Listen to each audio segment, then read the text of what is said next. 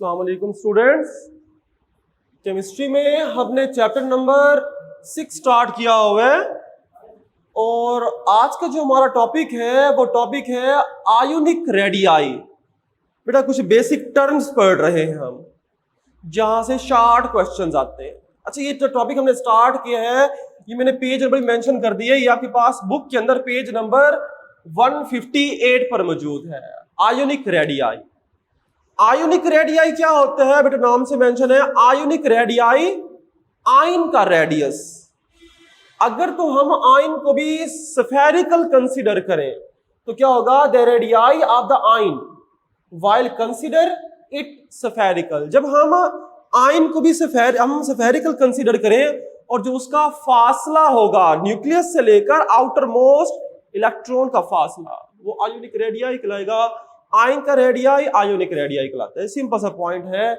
इसके बाद अब ये तो सिंपल पॉइंट था, अब हमने इसे एक्सप्लेन करना होगा। बेटा एक्सप्लेनेशन के लिए यहां से शॉर्ट क्वेश्चन बनाएंगे। ये इंपॉर्टेंट शॉर्ट क्वेश्चन होंगे। पहला शॉर्ट क्वेश्चन है ionic radii of the cation is smaller than the parent atom. वो कहते हैं कि कैटाइन, कैटाइन मतलब पॉजिटिव। वो कहते हैं कि हमारे पास कि जब कोई एटम इलेक्ट्रॉन को लूज कर देता है और पॉजिटिव आयन बनाता है तो पॉजिटिव आयन का साइज छोटा हो जाता है। एटम का साइज बड़ा होता है, जब वो पॉजिटिव आयन में कन्वर्ट होता है ना तो उसका साइज स्मॉल हो जाता है। व्हाई? ऐसा क्यों होता है?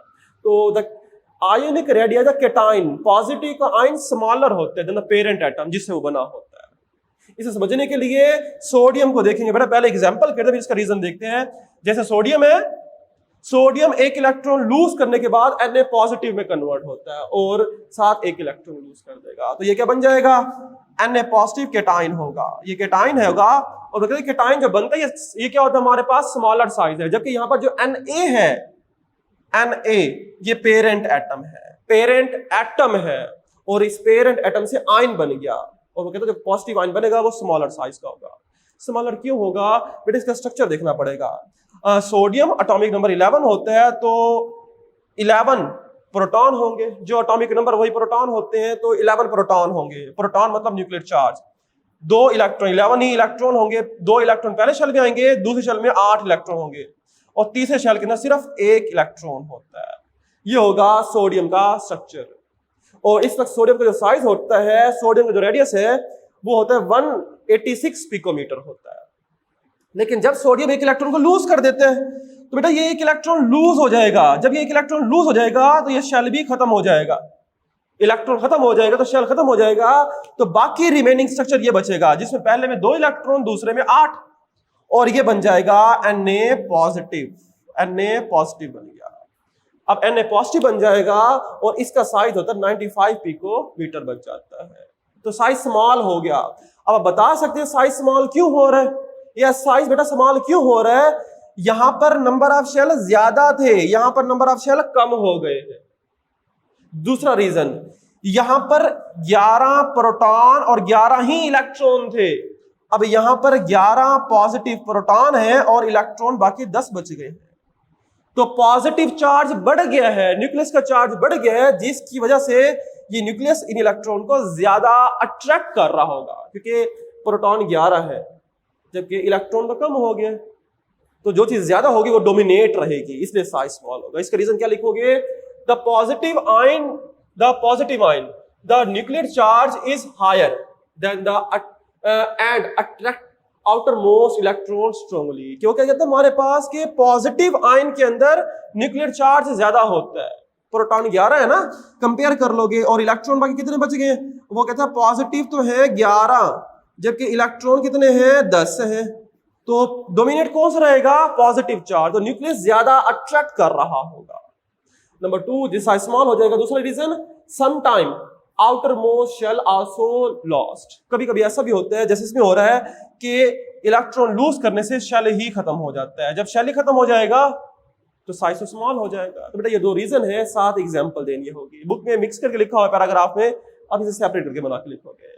तो ये पहला रीजन होगा, पहले आप एग्जांपल समझो फिर उसकी वजह से एक्सप्लेन करोगे। दूसरा रीजन, दूसरा क्वेश्चन, दूसरा short question, the ionic radius of the anion, anion मतलब negative, the size of anion is higher than the parent atom. Anion question क्या है, वो क्वेश्चन करता है कि हमारे पास एक एटम मौजूद है, जब वो एक इलेक्ट्रॉन ले लेता है, जब कोई एटम इलेक्ट्रॉन लेता है तो नेगेटिव आयन बन जाता है, और मतलब जो नेगेटिव आयन बनेगा उसका साइज लार्ज होगा। पेरेंट का साइज स्मॉल होगा, इलेक्ट्रॉन लेने के बाद लार्ज हो जाएगा। एनाइन लार्जर होता है, उसके अपोजिट केटाइन स्मॉलर था, इलेक्ट्रॉन लूज कर रहा था, अब गेन की बात कर रहे हैं। तो जब भी एनाइन बनेगा, एनाइन मतलब इलेक्ट्रॉन लेगा, तो साइज लार्जर हो जाएगा। इसे समझने के लिए क्लोरीन की एग्जांपल लेते हैं। क्लोरीन जब एक इलेक्ट्रॉन गेन करता है तो Cl- बनाता है, तो वो कहते हैं जो क्लोरीन नेगेटिव होगा इसका साइज लार्जर होगा। इसे समझने के लिए क्लोरीन का स्ट्रक्चर देखते हैं। बेटा अगर क्लोरीन का स्ट्रक्चर देखें तो क्लोरीन एटॉमिक नंबर 17, तो प्रोटॉन 17 होंगे, न्यूक्लियर चार्ज 17 है, तो पहले शेल के अंदर 2 इलेक्ट्रॉन, दूसरे शेल में 8, और तीसरे शेल के अंदर 7 इलेक्ट्रॉन होते हैं। यहाँ पर 7 इलेक्ट्रॉन है। और इस वक्त जो ये पेरेंट एटम है, क्लोरीन है ना, Cl है, ये पेरेंट एटम कहलाएगा। इसका साइज होता है 99 पिकोमीटर होता है। लेकिन जब हम एक इलेक्ट्रॉन ऐड करते हैं, जैसे एक इलेक्ट्रॉन ऐड कर रहे थे, अगर इसके अंदर एक इलेक्ट्रॉन ऐड करते हैं, बेटा पहले से मौजूद इलेक्ट्रॉन आने वाले इलेक्ट्रॉन को रिपेल करते हैं। रिपेल कर देने की वजह से ये जो आउटर मोस्ट शेल है ये एक्सपैंड हो जाता है, इलेक्ट्रॉन दूर दूर हो जाएंगे। तो शेल वही रहेगा, शेल वही है, लेकिन क्या हो जाएगा, एक्सपैंड हो जाएगा, क्योंकि पहले से मौजूद इलेक्ट्रॉन नेगेटिव है, आने वाला इलेक्ट्रॉन भी तो नेगेटिव होगा, तो इलेक्ट्रॉन रिपल्शन होती है, तो शेल एक्सपैंड कर जाएगा। तो साइज देखोगे ये बन जाएगा, जब क्लोरीन माइनस बनेगा तो 181 पिकोमीटर बन जाएगा। तो ये तो कहा था कि एनाइन का साइज लार्जर रहता है। ऐसा क्यों हुआ, रीजन लिखोगे, इलेक्ट्रॉन रिपल्शन हुई, आने वाले इलेक्ट्रॉन और पहले से मौजूद इलेक्ट्रॉन ने रिपेल किया, due to the addition of the electron and the size of the atom increase. तो क्या हो जाएगा, इलेक्ट्रॉन रिपल्शन करेंगे, इलेक्ट्रॉन ऐड तो हो जाएगा, लेकिन एक्सरसाइज का क्या हो जाएगा, शेल एक्सपैंड हो जाएगा, इलेक्ट्रॉन दूर दूर चले जाएंगे। इसी तरह दूसरा, increase in electron, nuclear charge decrease. Nuclear charge जब कंपेयर करो, बेटा यहां पर प्रोटॉन कितने, न्यूक्लियर चार्ज है 17, और इलेक्ट्रॉन कितने हो गए, इलेक्ट्रॉन पहले 17 थे, एक ऐड कर दिया, इलेक्ट्रॉन हो गए हैं 18, तो इलेक्ट्रॉन डोमिनेट रहेंगे। तो न्यूक्लियर चार्ज क्या हो गया, कम हो गया। न्यूक्लियर चार्ज कम है, वो इन इलेक्ट्रॉन को कम अट्रैक्ट कर पाएगा, तो जिसकी वजह से क्या हो जाएंगे, एक्सपैंड रह जाते हैं। तो बेटा इसका रीजन होगा कि 2 इंपॉर्टेंट शॉर्ट क्वेश्चन है। इसी के साथ अब हम मेजरमेंट, हम आयन की बात कर रहे थे, आयोनिक रेडियाई की। आयोनिक रेडियाई को फाइंड कैसे करते हैं बेटा, आयोनिक रेडियाई को फाइंड करते हैं इन इंटर आयोनिक डिस्टेंस के अंदर। इंटर आयोनिक डिस्टेंस को रिप्रेजेंट करते हैं R से, इंटर आयोनिक डिस्टेंस के जरिए फाइंड करते हैं। इंटर आयोनिक डिस्टेंस किसके बराबर होता है बेटा, आयोनिक कंपाउंड के अंदर एक पॉजिटिव और एक नेगेटिव आयन होता है, तो radius of positive ion, radius of negative ion जमा कर दो, तुम्हारे पास मेजरमेंट रेडियस निकल आएगा आयोनिक क्रिस्टल का। तो inter ionic distance between the 2 ions is in a crystal is equal to the sum of cationic and anionic radius। मतलब ये देखिए हमारे पास लेट्स सपोज NaCl है, Na पॉजिटिव आयन स्मॉलर होता है, Cl नेगेटिव लार्जर होता है। क्या करेंगे, इनके न्यूक्लियस से लेकर इनके आउटर मोस्ट शेल का फासला पॉजिटिव, तो R पॉजिटिव हो जाएगा, रेडियस ऑफ कैटायन। इसी तरह एनाइन है, न्यूक्लियस से लेकर उसके आउटर मोस्ट शेल का फासला R negative, radius of anion बन जाएगा, और इनका टोटल R कहलाता है। तो ये तो मैंने लिखा inter ionic distance R plus R minus, radius of cation, radius of anion हो जाएगा। इसे समझने के लिए अब अगर हम फाइंड करेंगे, कैलकुलेटेड वैल्यू है कि पोटाशियम जो है, पोटाशियम जो कैटायन है R पॉजिटिव, इसका आंसर आता है, इसकी आयोनिक रेडियस होता है 133 पिकोमीटर, जबकि क्लोरीन का होता है 181। तो फिर टोटल रेडियाई कितना होगा, इंटर आयोनिक रेडियाई कितना होगा, R is equal to positive और नेगेटिव का रेडियाई लगा, तो दोनों की वैल्यू को 133 181, तो 314 पिकोमीटर आंसर निकल आएगा। तो ये इसका आंसर होगा। इंटर आयोनिक डिस्टेंस कैसे निकालते हैं, 2 आयंस के दरमियान का फासला, इंटर आयोनिक डिस्टेंस या इंटर आयोनिक रेडियस कैसे फाइंड करते हैं, तो ये आपको फाइंड करना चाहिए। इंटर आयोनिक रेडियस जो है वो कैटायन और एनायन का प्लस होता है।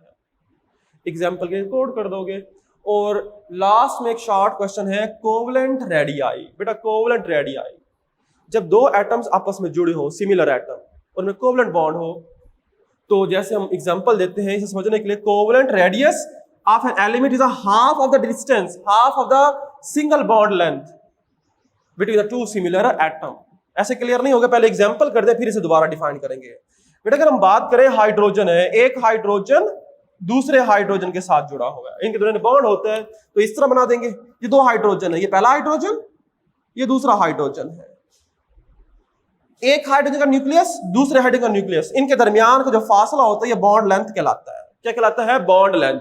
हमने लास्ट टाइम पढ़ा था हाइड्रोजन हाइड्रोजन की बॉन्ड लेंथ कितनी होती है? 75.4 पिकोमीटर होती है। तो फिर एक एटम का रेडियस कितना होगा? बेटा कॉमन सी बात है, ये दो न्यूक्लियस का फासला है, अगर इसका मैं हाफ कर दूंगा तो एक एटम का रेडियस निकल आएगा। तो क्या कर देते हैं, बॉन्ड लेंथ किसके बराबर होगा? यही जो लिखा हुआ है 75.4 को डिवाइड कर देंगे 2 के ऊपर, तो ये कोवलेंट रेडियाई, एक एटम का रेडियस निकल आएगा 37.7 पिकोमीटर। ये हाइड्रोजन का रेडियस होता है। तो covalent radius of an element is a half of the single bond length. जो सिंगल बॉन्ड की लेंथ होती है इसका हाफ कर दो, जब इसका हाफ करोगे वो कोवलेंट रेडियाई निकल आता है एटम का। तो covalent radii to the similar atom, लेकिन एटम सिमिलर होने चाहिए तब हम ये फाइंड कर पाते हैं। तो बेटा ये हमारे पास कुछ शॉर्ट क्वेश्चंस थे जिन्हें मोस्ट इंपोर्टेंट, केटाइन का साइज स्मॉल क्यों होता है, एनायन का साइज लार्ज क्यों होता है, ये आपको अच्छी तरह आना चाहिए। उसके बाद इंटर आयोनिक डिस्टेंस किसके बराबर होती है और एग्जांपल दे दोगे इसकी। अल्लाह हाफिज।